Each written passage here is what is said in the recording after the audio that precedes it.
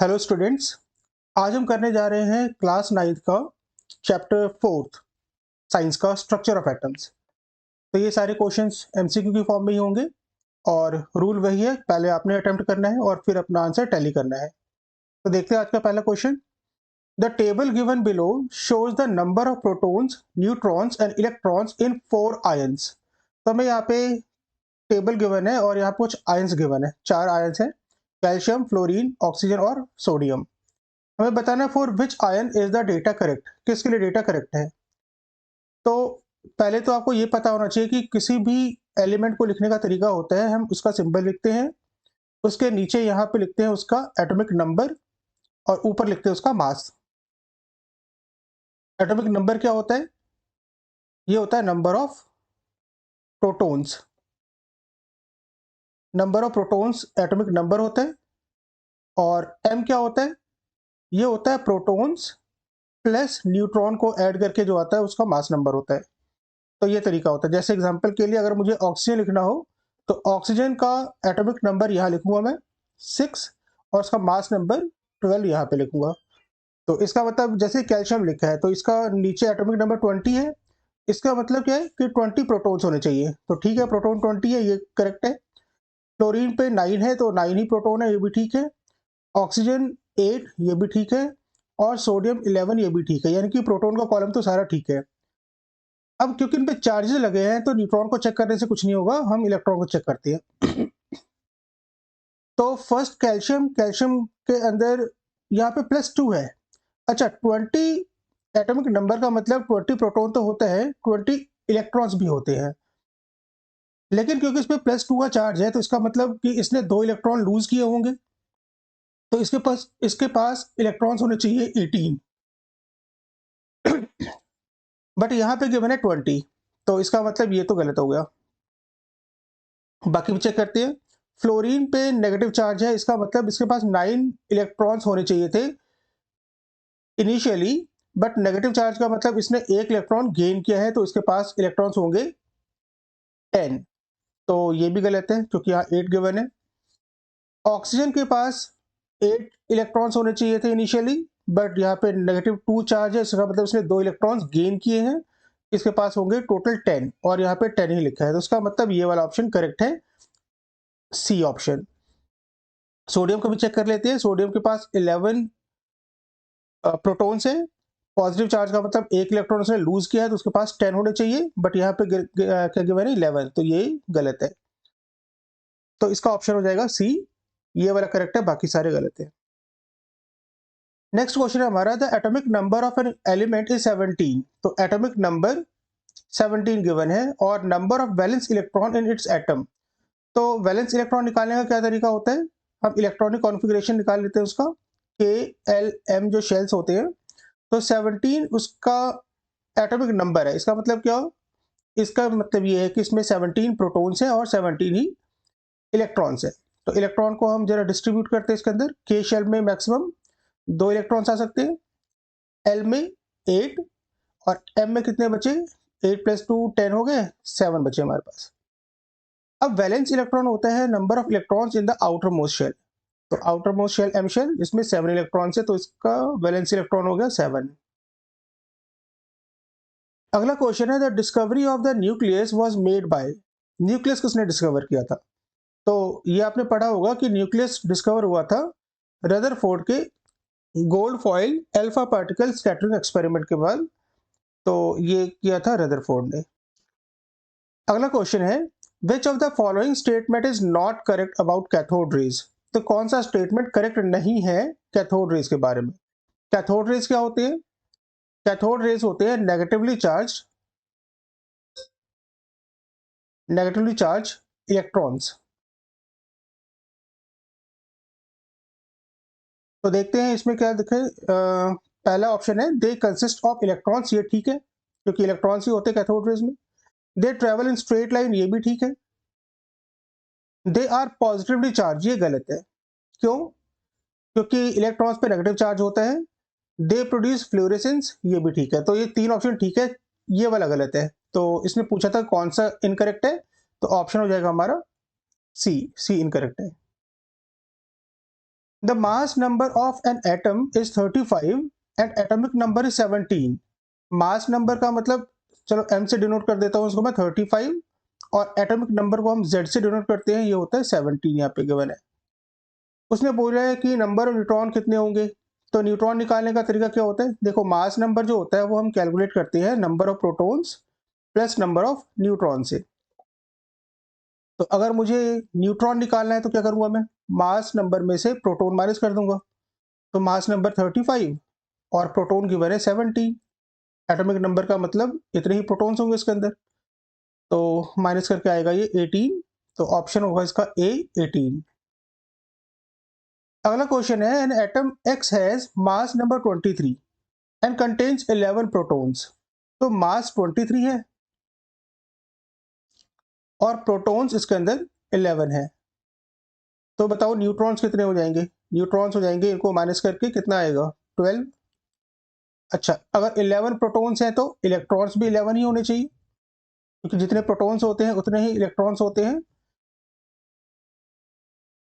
अब उसने पूछा कि विच स्टेटमेंट इज करेक्ट। तो इट हैज 11 न्यूट्रॉन्स, देखो 11 न्यूट्रॉन्स बोला था उसने, जबकि न्यूट्रॉन्स है 12, तो पहले तो गलत हो गया। दूसरा, इट हैज 12 न्यूट्रॉन्स, हाँ 12 न्यूट्रॉन्स है, और वैलेंसी दी हुई है, वैलेंसी 1 है। तो वैलेंसी कैसे कैलकुलेट करें, तो इसका भी वही कर लेते हैं, इलेक्ट्रॉनिक कॉन्फ़िगरेशन के LM। 11 इलेक्ट्रॉन्स है तो इसका मतलब है कि पहले शेल में 2, दूसरे में 8 और तीसरे में बचा 1। अब एक इलेक्ट्रॉन इसके पास है, इसका मतलब है कि एक इलेक्ट्रॉन ये लूज करेगा। और वैलेंसी क्या होती है कि ऑक्टेट कंप्लीट करने के लिए जितने भी इलेक्ट्रॉन्स वो लूज करता है या गेन करता है वो उसकी वैलेंसी होती है।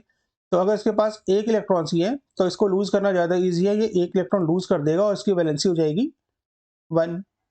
तो ये वाला ऑप्शन ठीक हो गया, बी वाला। तो इसका आंसर होगा बी। बाकी भी चेक कर लेते हैं, इट हैज़ 12 न्यूट्रॉन। ठीक है, 12 न्यूट्रॉन तो है लेकिन वैलेंसी 7 नहीं होगी, क्योंकि 7 इलेक्ट्रॉन ये गेन तो नहीं करने वाला है। और it has 11 neutrons and valency 7, ये भी गलत है। तो बाकी दोनों सारे गलत है, option B is correct. Next question है हमारा, what is the number of electrons in sodium ion. हमें सोडियम आयन के बारे में बताना है कि उसमें कितने इलेक्ट्रॉन्स होंगे। अच्छा, यहाँ पे इसको लेकर कंफ्यूज मत हो जाना कि सोडियम है तो इसका मतलब है उसमें 11 प्रोटॉन्स होते हैं तो 11 ही इलेक्ट्रॉन्स होंगे, क्योंकि उसने सोडियम एटम नहीं सोडियम आयन पूछा है। और आयन कैसे बनता है, आयन बनता है जब सोडियम एक इलेक्ट्रॉन लूज करता है। तो अगर इसने एक इलेक्ट्रॉन लूज किया है तो इसके पास टोटल इलेक्ट्रॉन्स होने चाहिए 10। तो इसका ऑप्शन होगा बी 10। नेक्स्ट है कि what is average atomic mass of chlorine. Chlorine का एवरेज एटॉमिक मास कितना होता है। तो क्लोरीन जो है वो दो आइसोटोप्स आते हैं इसके, एक 1735 और एक होता है 1737। अब अगर हम देखें तो ये आते हैं 3:1 के रेशो में, यानी कि ये मिलेगा आपको 75% और ये मिलेगा 25%। तो जब आप इसे कैलकुलेट करते हो, कैलकुलेट करने का तरीका क्या है, 75% ऑफ 35, 35 क्यों, क्योंकि हमें मास से मतलब है, यहाँ पे मास कैलकुलेट करना है, प्लस 25% ऑफ 37। तो इसे कैलकुलेट करने पे आपको मिलेगा 35.5 और आपका ऑप्शन हो जाएगा सी 35.5 यूनिट। नेक्स्ट है, an atom has twice as many neutrons as protons. वो कहता है कि जितने प्रोटॉन्स हैं उसके डबल न्यूट्रॉन्स उसके पास। If atomic number is Z. अच्छा, एटॉमिक नंबर जेड का मतलब है कि उसके अंदर जेड ही प्रोटॉन्स होंगे। तो प्रोटॉन्स से हमें पता चल गया कि उसमें जेड है। और न्यूट्रॉन्स कितने हैं, ट्वाइस यानी कि 2Z। वो कहता है इसका मास कितना होगा। मास कैसे निकालते हैं, मास निकालते हैं प्रोटॉन्स प्लस न्यूट्रॉन्स। तो इनको ऐड कर लो, Z प्लस 2Z, यानी कि 3Z इसका मास हो जाएगा। 3Z यानी ऑप्शन बी। नेक्स्ट क्वेश्चन है, element with atomic number 16 forms an ion bye. किसी एटम का जिसका एटॉमिक नंबर 16 है वो आयन कैसे बनाएगा। तो 16 का अगर हम इलेक्ट्रॉनिक कॉन्फ़िगरेशन देखें तो 2 8 6, फर्स्ट शेल में 2 इलेक्ट्रॉन्स, दूसरे में 8 और तीसरे में 6। अब इसके पास आउटर मोस्ट शेल में 6 इलेक्ट्रॉन्स है। तो ये क्या करेगा, या तो 6 इलेक्ट्रॉन लूज करेगा या 2 इलेक्ट्रॉन गेन करेगा ऑक्टेट कंप्लीट करने के लिए, बट 6 इलेक्ट्रॉन ये लूज कर नहीं सकता, तो ये क्या करेगा, 2 इलेक्ट्रॉन्स गेन करेगा। तो इसका मतलब बाई गेनिंग 2 इलेक्ट्रॉन्स, ठीक है। ऑप्शन क्या हो जाएगा, ऑप्शन हो जाएगा A, by gaining 2 electrons. Next question है, which of the following represents an isobar pair. Isobar क्या होते हैं, आइसोबार जिनका सेम मास होता है लेकिन डिफरेंट एटॉमिक नंबर होता है, डिफरेंट एटॉमिक नंबर। तो यहाँ चेक करते हैं, यहाँ पे देखो एटॉमिक नंबर कार्बन का 6 है और नाइट्रोजन का 7 है, यानी कि डिफरेंट है लेकिन मास दोनों के सेम है। तो पहला ऑप्शन ही हमारा करेक्ट हो गया, ये आइसोबार हो गए। और बाकी ऑप्शन आप चेक कर सकते हो, यहाँ पे इन दोनों के सेम है। अच्छा, यहाँ पर 4 होना चाहिए क्योंकि हीलियम का मास 4 होता है, ठीक है। तो अब यहाँ पे देखो इन दोनों का एटॉमिक नंबर सेम है, तो ये तो आइसोबार नहीं होंगे क्योंकि एटॉमिक नंबर डिफरेंट होने चाहिए आइसोबार होने के लिए। इनका एटॉमिक नंबर डिफरेंट है लेकिन मास भी डिफरेंट है, तो ये भी नहीं होगा। और यहाँ पे एटॉमिक नंबर सेम है यानी ये भी नहीं होगा, तो ऑप्शन ए ही है जो आइसोबार्स हैं। अब यहाँ पे अगर किसी को ये डाउट हो कि कार्बन का मास तो 14 नहीं होता, 12 होता है, तो यहाँ 14 क्यों लिखा है, तो आपको याद होगा कि कार्बन के 2 आइसोटोप्स होते हैं, एटॉमिक नंबर तो दोनों का सेम ही होगा। एक का मास होता है 12, एक का होता है 14, तो उसने यहाँ पर ये वाला लिया हुआ है 14 वाला, ठीक है। नेक्स्ट क्वेश्चन है, the species with the same number of electrons as argon.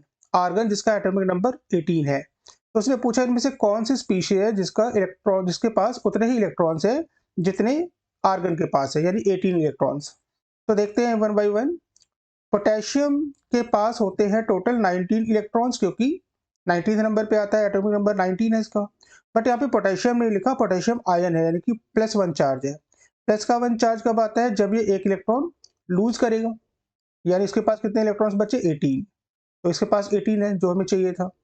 बाकी भी चेक करते हैं, क्लोरीन, क्लोरीन आता है 17 नंबर पे। 17 नंबर पे मतलब 17 इलेक्ट्रॉन्स होने चाहिए थे, बट यहाँ पे नेगेटिव चार्ज है। नेगेटिव चार्ज का मतलब इसने एक इलेक्ट्रॉन गेन किया किसी से, तो इसके पास भी कितने हो गए, 18 हो गए। नेक्स्ट है कैल्शियम। कैल्शियम जो है उसके पास होते हैं 20 इलेक्ट्रॉन्स, बट यहाँ पे है कैल्शियम +2 आयन। +2 का मतलब क्या है कि इसने 2 इलेक्ट्रॉन लूज किया होगा, लूज किया है तो उसका मतलब इसके पास 18 इलेक्ट्रॉन्स बचे। तो तीनों के पास ही 18 इलेक्ट्रॉन्स हैं, तो उसका ऑप्शन हो जाएगा ऑल ऑफ दीज। अगला क्वेश्चन है, an atom has configuration 288, it is chemically. तो अगर कॉन्फ़िगरेशन 288 है, इसका मतलब देखो आउटर मोस्ट शेल जो है वो कंप्लीटली फिल्ड है, 8 होने चाहिए थे, ऑक्टेट कंप्लीट है इसका। तो ऐसे एटम जिनका outer most shell completely filled होता है वो क्या होते हैं, वो नोबल गैस हो या नोबल एलिमेंट होते हैं, या फिर हम बोल सकते हैं इनर्ट होते हैं वो, ठीक है, और रिएक्टिव नहीं होते। तो ऑप्शन हो जाएगा C, inert. If the radius of nucleus is 10 raised to power -15 metre and atom is 10 raised to power -10 meter, the nucleus occupies approximately what fraction of atomic volume। तो हमें वॉल्यूम निकालना है, तो किससे कंपेयर करना है, न्यूक्लियस को compare करना है एटम से। तो volume of nucleus upon volume of atom. अच्छा, वो न्यूक्लियस हो या एटम हो, स्फेरिकल शेप में हम इसको कंसीडर करते हैं, और स्फेयर का वॉल्यूम का फॉर्मूला क्या होता है, 4/3 पाई आर क्यूब। तो पाई आर, आर कितना गिवन है न्यूक्लियस का, 10 raised to power -15, इसका क्यूब हो जाएगा। ऐसे ही नीचे क्या है, 4/3 पाई, और रेडियस है आपके एटम का 10 raised to power -10 और पावर 3। 4/3 पाई से 4/3 पाई कैंसिल, यहाँ पे हो जाएगा 10 raised to power, क्या हो जाएगा, पावर की पावर मल्टीप्लाई होती है तो 15 3 जा 45 माइनस का, और नीचे क्या हो जाएगा 10 की पावर 3 यानी 30, 10 raised to power -30। अब क्योंकि दोनों के बेस सेम है, बेस सेम हो तो पावर क्या होता है, माइनस हो जाता है, तो -45 माइनस और ये माइनस का 30, तो ये हो जाएगा आपका 10⁻⁻45 माइनस माइनस प्लस 30 करेंगे तो आंसर आएगा 10⁻⁻15। तो ऑप्शन इसका B 10⁻⁻15। Next question, the given table shows the number of protons, neutrons and electrons in atoms और आयंस। तो यहाँ पे गिवन है protons, electrons and neutrons given है, और ये 4 एटम या आयन कुछ भी हो सकता है, P Q R S.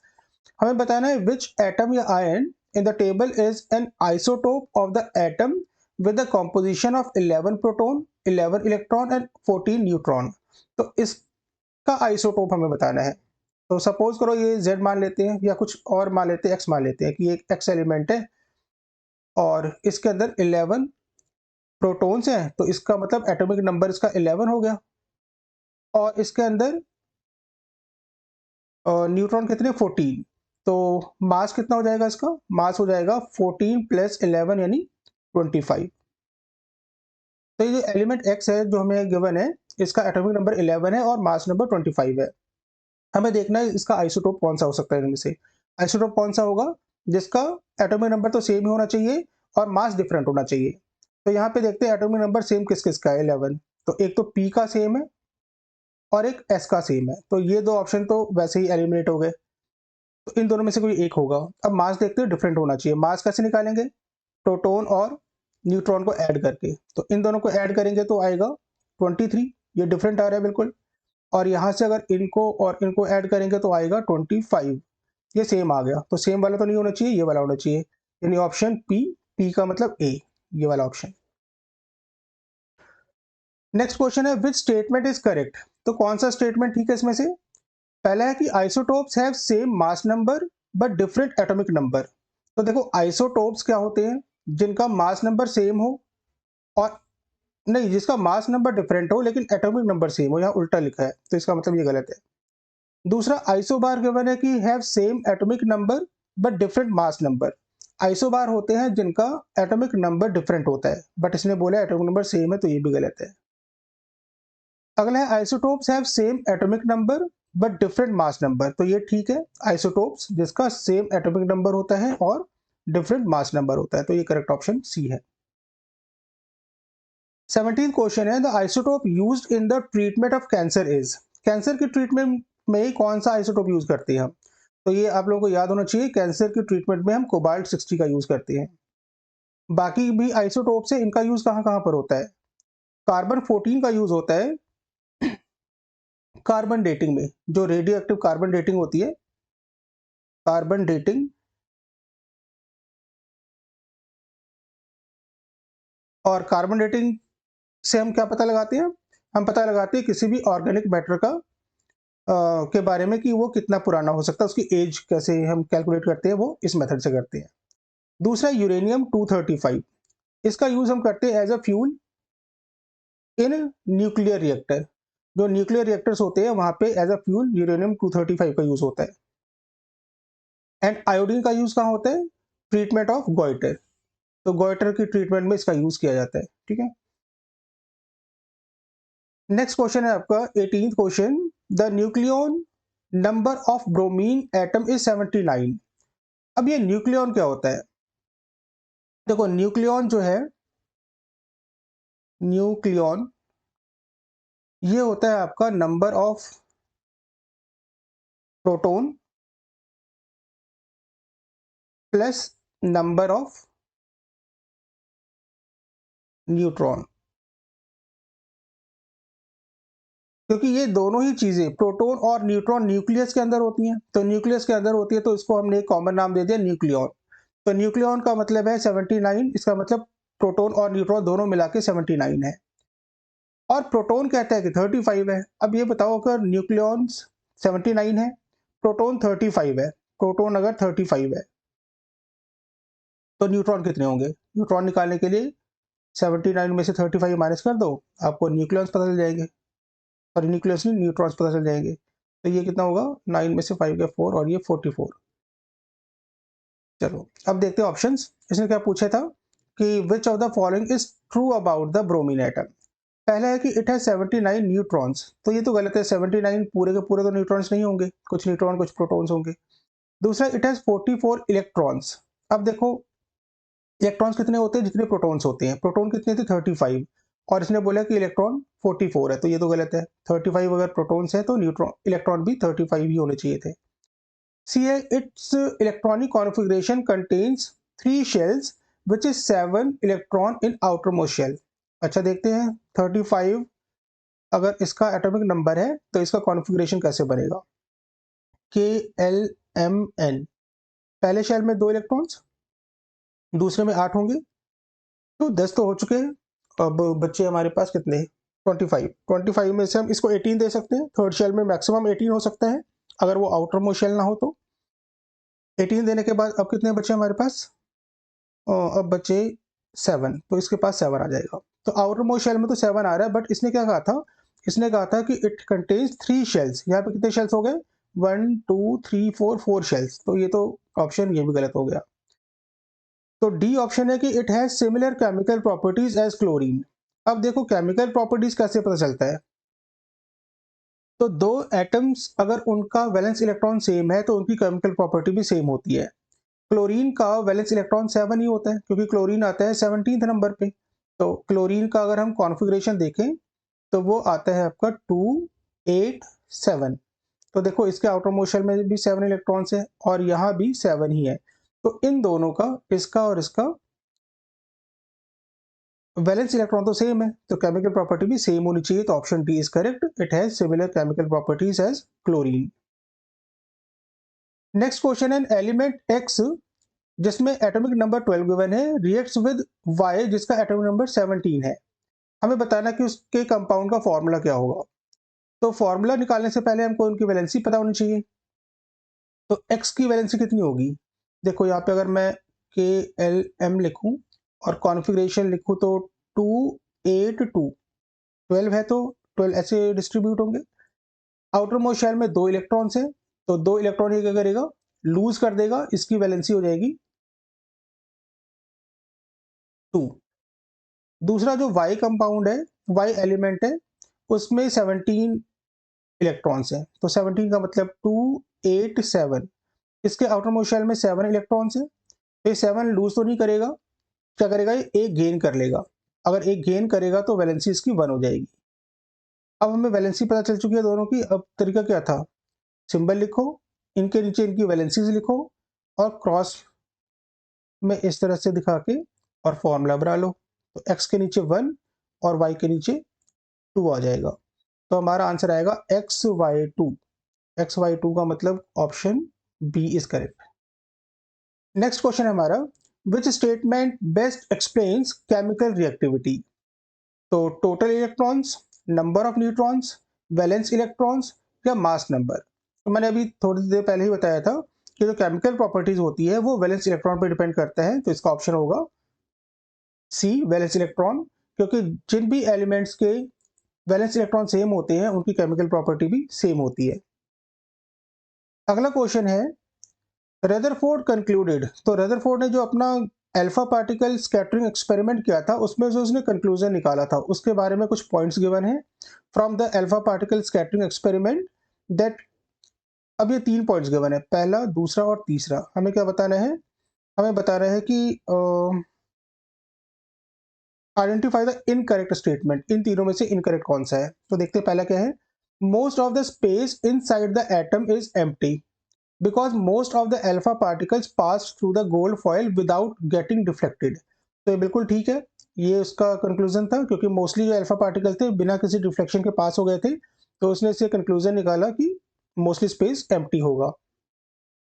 Second statement है, very few particles were deflected from there path indicating that the negative charges of the atom occupy very little space। Negative charge नहीं, अगर बहुत ही फ्यू पार्टिकल डिफ्लेक्ट हुए थे तो इससे उसने ये कंक्लूड किया था कि पॉजिटिव चार्ज जो है वो बहुत ही कम स्पेस में है, तो इसका मतलब ऑप्शन 2 इज रॉन्ग,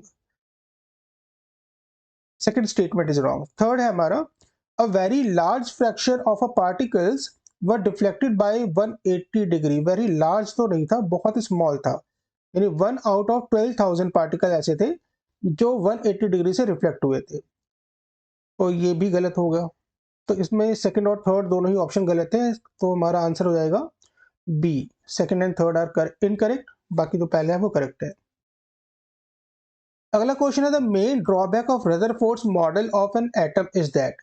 रदरफोर्ड के मॉडल का जो मेन ड्रॉबैक क्या था, तो ये आपने पढ़ा था कि ड्रॉबैक इसका था कि वो स्टेबिलिटी को स्टेन नहीं कर पाया था, इसका ऑप्शन पहले ही हो जाएगा। क्योंकि बाकी चीजें अगर हम देखें, प्रोटॉन की लोकेशन उसने बता दी थी कि न्यूक्लियस के अंदर होता है, न्यूट्रल नेचर भी वो तो पहले ही थॉमसन ने ही बता दिया था कि एक एटम जो है वो न्यूट्रल होता है, and it does not explain existence of nucleus, nucleus भी इसी ने डिस्कवर किया था, तो ये तीनों तो ठीक है। पहला स्टेबिलिटी को ये एक्सप्लेन नहीं कर पाया था, तो पहला ऑप्शन करेक्ट है इस आंसर का, इस क्वेश्चन का। नेक्स्ट क्वेश्चन है the monovalent anion has 10 electrons. Monovalent का मतलब क्या होता है, जिसकी वैलेंसी 1 हो। वैलेंसी 1 का मतलब क्या है कि या तो उसने एक इलेक्ट्रॉन लूज किया हो या एक इलेक्ट्रॉन गेन। अब यहाँ पे हमें कैसे पता चलेगा उसने लूज कर रखा है या गेन कर रखा है, वो यहाँ से पता चलेगा। एनायन, एनायन का मतलब नेगेटिव चार्ज। नेगेटिव चार्ज किस पे होता है, जिसने एक इलेक्ट्रॉन गेन किया है, तो इसका मतलब इसने एक इलेक्ट्रॉन गेन किया हुआ है। अच्छा, अब कितने इलेक्ट्रॉन इसके पास, 10 इलेक्ट्रॉन है। तो अब अगर 10 है तो इनिशियली कितने होने चाहिए थे, 9। तो इसका मतलब उसमें पहले होने चाहिए थे इलेक्ट्रॉन्स 9। 9 इलेक्ट्रॉन का मतलब क्या है कि प्रोटॉन भी 9 ही होने चाहिए थे। अब इसने बोले इसमें 10 न्यूट्रॉन्स है, तो न्यूट्रॉन्स है 10। तो अगर हम इसका मास कैलकुलेट करें तो मास होता है प्रोटॉन प्लस न्यूट्रॉन यानी 19। इसने पूछा था the atomic number and mass number. Atomic number क्या होता है, नंबर ऑफ प्रोटॉन के बराबर, और मास नंबर हमने कैलकुलेट किया 19, यानी कि 9 एंड 19 होना चाहिए इसका ऑप्शन, 9 एंड 19 यानी ऑप्शन डी। तो ये करेक्ट ऑप्शन है, 9 इसका एटॉमिक नंबर है और 19 इसका मास नंबर है। अगला क्वेश्चन है असर्शन रीजन का। असर्शन कहता है cathode rays get deflected towards the positive plate of electric field. Cathode rays, अभी हमने क्वेश्चन किया था कैथोड रेज का, जो नेगेटिवली चार्ज इलेक्ट्रॉन्स होते हैं। अब क्योंकि नेगेटिव चार्ज होते हैं तो ये पॉजिटिव की तरफ अट्रैक्ट होंगे, ऑब्वियस सी बात है। तो ऑप्शन करेक्ट है, ये असर्शन ठीक है ये, कि कैथोड जो है वो पॉजिटिव की तरफ डिफ्लेक्ट होते हैं। रीजन क्या कहता है ये, cathode rays consist of negatively charge particles. ठीक है, cathode raise negatively charge particles होते हैं नोन एज इलेक्ट्रॉन। तो रीजन भी ठीक है और एक्सप्लेनेशन भी ठीक है, तो ऑप्शन हो जाएगा ए। लास्ट क्वेश्चन हमारा, असर्शन कहता है the number of electrons gained, lost or shared by the atom of an element so as to complete its octet is called valency of the element. ठीक है, ये valency की definition यही होती है। वैलेंसी का मतलब होता है कि जितने भी इलेक्ट्रॉन्स कोई एटम गेन करता है, लूज करता है या शेयर करता है अपना ऑक्टेट कंप्लीट करने के लिए, उसी को वैलेंसी कहते हैं, तो करेक्ट है। रीजन कहता है कि elements having the same number of valence electrons in their atoms possess different chemical property. ये गलत है, क्योंकि अगर सेम वैलेंस इलेक्ट्रॉन है तो केमिकल प्रॉपर्टी भी सेम होनी चाहिए, इसने बोला डिफरेंट है, तो इसका मतलब रीजन गलत है। इसका ऑप्शन हो जाएगा A is true and R is false, यानी ऑप्शन सी।